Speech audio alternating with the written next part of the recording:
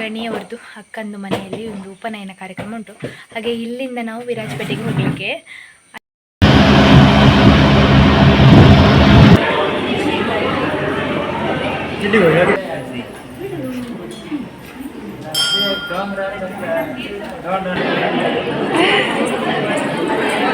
ಶುಭಮ್ಮ hi hi ನಿನ್ನ ಗೊತ್ತಾಗಿರ್ಬೋದು. ಈಗ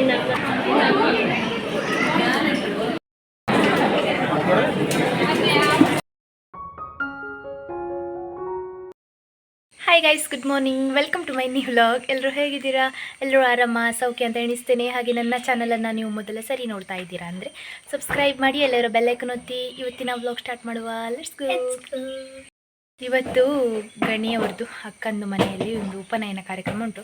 ಹಾಗೆ ಇಲ್ಲಿಂದ ನಾವು ವಿರಾಜಪೇಟೆಗೆ ಹೋಗಲಿಕ್ಕೆ, ಆದರೆ ನಾವು ಬೈಕಲ್ಲಿ ಹೋಗ್ಲಿಕ್ಕಿಲ್ಲ, ಸುಳ್ಳಿ ತನಕ ಹೋಗಿ ಅಲ್ಲಿಂದ ಒಂದು ವೆಹಿಕಲ್ ಸಿಗ್ತದೆ, ಅಲ್ಲಿಂದ ಅವರೊಟ್ಟಿಗೆ ಹೋಗೋದು.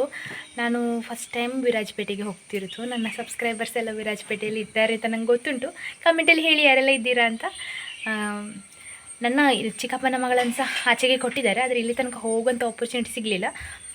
ಮಡಿಕೇರಿ ಅಂತ ಹೇಳಿದರೆ ಹೋದ್ದು ಒಂದು ಕುಶಾಲನಗರ, ಆಮೇಲೆ ಈ ಪೂಜಕ್ಕನ ಊರು ಉಂಟಲ್ಲ, ಅದು ಮಡಿಕೇರಿ ಹತ್ರ ಬರೋದಿಲ್ಲ, ಸೋಮವಾರಪೇಟೆ ಹಾಗೆ ಆಗ್ತದೆ. ಹಾಗೆ ಅಲ್ಲಿ ಹೋಗಿದ್ದೇವೆ. ವಿರಾಜಪೇಟೆಗೆ ಹೋಗ್ತಿರೋದು ಫಸ್ಟ್ ಟೈಮ್. ಹೋಗುವ, ಹೇಗೆಲ್ಲ ಉಂಟು, ಯಾರು ಸಿಗ್ತಾರೆ ಅಂತ ನೋಡುವ. ಗನ್ನಿ ಹೊರಟು ರೆಡಿಯಾಗಿದ್ದಾರೆ. ನಾನು ಮತ್ತೆ ಗನ್ನಿ ಹೋಗೋದು. ಅಪ್ಪನೊಟ್ಟಿಗೆ ಮೊಮ್ಮಕ್ಕಳಿದ್ದಾರೆ ಇಬ್ಬರು, ಎಲ್ಲ ರೆಡಿ ಮಾಡಿಟ್ಟು ಹೋಗ್ತಿರೋದು. ಹಾಗೆ ಬೇಗ ಬೇಗ ಹೊರಡಬೇಕಿನ್ನು. Gunny Yoyo.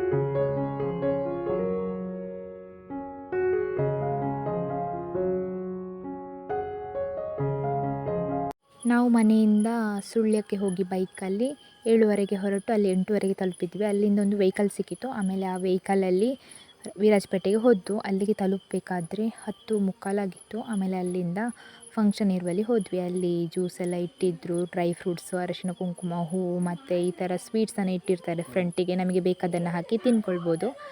ಮತ್ತು ಸಪ್ರೇಟ್ ತಿಂಡಿ ಕೂಡ ಇತ್ತು, ಇಡ್ಲಿ ಸಾಂಬಾರು ವಡೆ ಕೂಡ ಇತ್ತು. ನಾವು ಇಲ್ಲಿ ವಿರಾಜಪೇಟೆಗೆ ಫಂಕ್ಷನ್ಗೆಲ್ಲ ಬಂದ್ವಿ. ತಿಂಡಿ ಎಲ್ಲ ಆಯಿತು.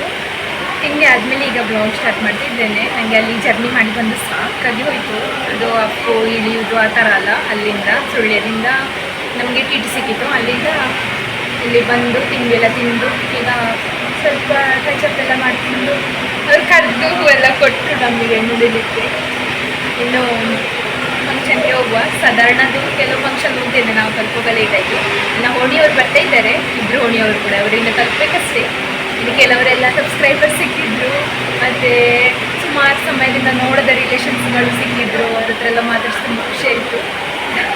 ನಾವು ಅಲ್ಲಿ ತಲುಪಬೇಕಾದ್ರೆ ಬ್ರಹ್ಮೋಪದೇಶದ್ದು ಕಾರ್ಯಕ್ರಮ ಮುಗ್ದಿತ್ತು.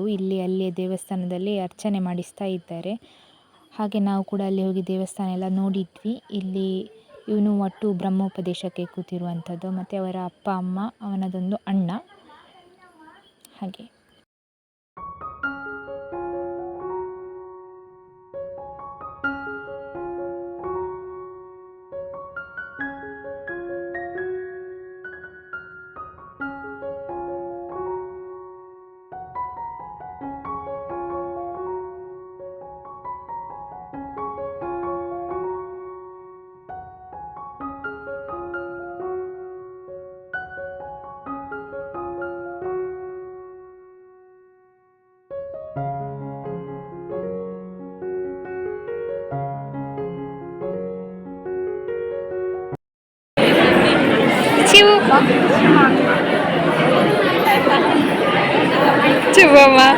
ಶುಭ ಬಂದಿದ್ದಾಳೆ, ಅಣ್ಣ ಬಂದಿದ್ದಾರೆ.